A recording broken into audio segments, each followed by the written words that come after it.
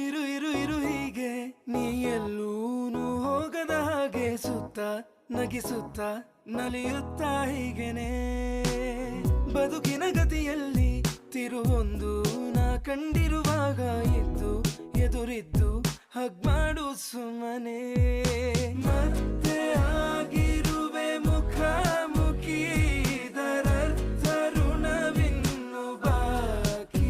ಇನ್ಮುಂದೆ ಹಿಂದಿನ ದಿನಚರಿ ಇನ್ನೆಲ್ಲ ಖಂಡಿ